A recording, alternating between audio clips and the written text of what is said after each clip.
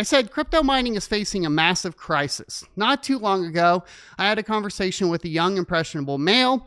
He was really into cryptocurrency mining and watching content. He wanted to be like the big cryptocurrency mining YouTubers. He bought the shitcoin miners. He mined and held the kaspa, the lithium, and so on. He has lost so much money listening to these content creators and trying to be like them.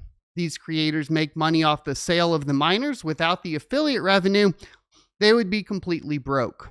They have no clue how to be successful in mining. Now, I want to be clear. I think I made this a little too harsh. I don't think that this is true across the board.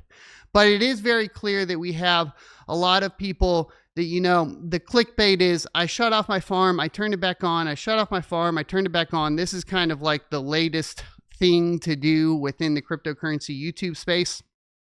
And the question is who's able to sit up and without any affiliate revenue and all that sort of stuff, maintain a profitable cryptocurrency mining venture?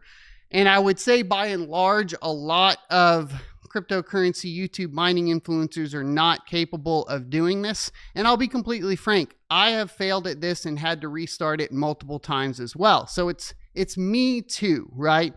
And I've luckily been able to see some things, you know, in the past, as far as the kaspa miners is a great example in my particular position, where I shifted from, you know, doing really well off of kaspa speculative mining into investing into Bitcoin miners, because I kind of saw the writing on the wall for it.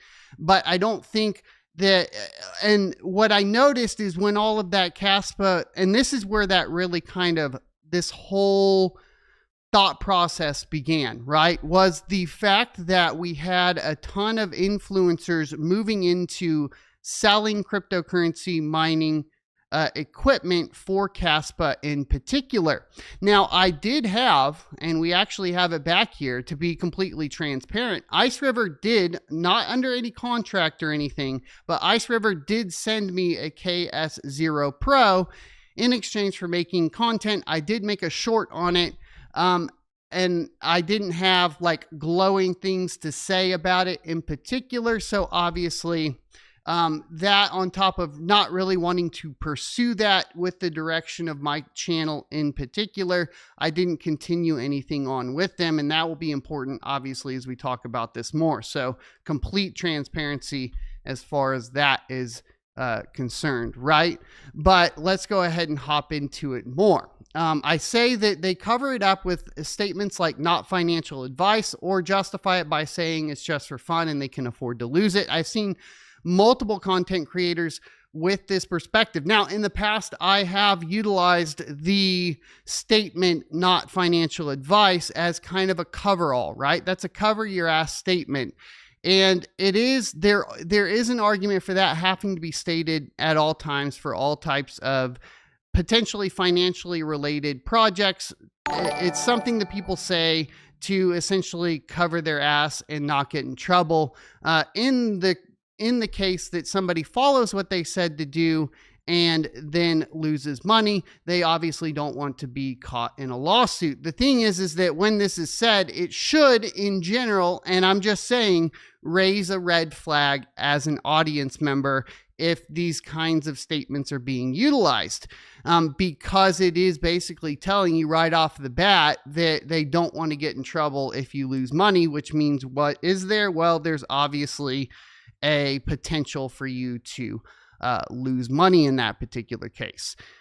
And so I went on to say that they show you the solo Bitcoin blocks to emotionally manipulate you into purchasing a lotto miner with their promo codes. And this is something that's been happening a lot as well. I do have a BitX. Once again, I made a short on it.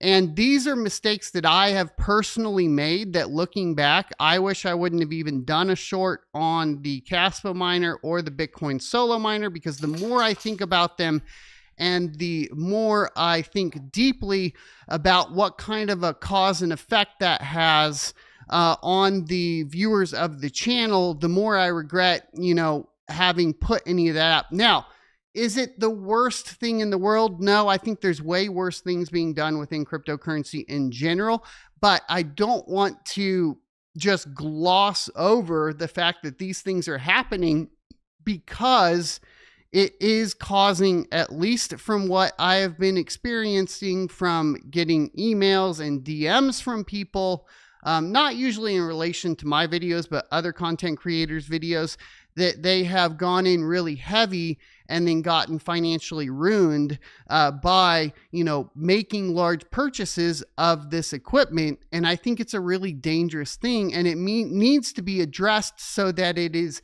out in the open, right? So what I want to do is I want to shine light on it so that people are at least aware of what the game is that's going on. Now, I've told you guys before, I get asked this a lot. Should I buy a Bitcoin lotto miner? And my answer is, frankly, no. Like, should you buy a lotto ticket? If the answer to that is no, then the answer to buying a Bitcoin lotto miner is also a no. It's a completely random chance. You have no guarantee of revenue. It is not what you do as a cryptocurrency miner. Cryptocurrency mining should be, in my humble opinion, even if it's home mining, it should be viewed as a business venture. You should be having cost basis, profit analysis, all this sort of stuff done so that you can actually run it as a viable venture. And that's my opinion on this in general. So I don't like this whole I just do it for fun aspect of it, because I think it becomes, well, frankly, gambling. And I think a lot of people get hurt when it is in this manner, right? So I did go on to address my issues, right? I've addressed 2 of them already, but I say I regret some of the affiliate promotions I have done in the past. I was young and dumb and fell into a few. I really didn't see the problem much because I was focused on GPU mining, so a Dogecoin ASIC here and there seemed harmless. But it is the most harm, not because the project is bad or even that the manufacturer is bad, or I do want to clarify that the content creator is bad, but in some cases, one or all are, but because the incentive structure is aligned to encourage sales over fundamentals. And here's where the key indicator is for this in general. It's that when you set up an affiliate program, what you're setting up is an opportunity for influencers to make money off the sale of the miners, right? And the thing is when you are essentially making money off the sales of the miners, then your customer no longer are the people watching your channel, but you are essentially having the manufacturers of the miners as your customer. So as a viewer, you should be aware essentially that when this happens, you effectively have the customer being the manufacturer of the miners and not you, the viewer. And if you understand that and everybody is aware of that, then I think the power dynamic shifts. And what I want to see is a power dynamic shift back into the hands of the people that are participating within mining, the miners themselves, right?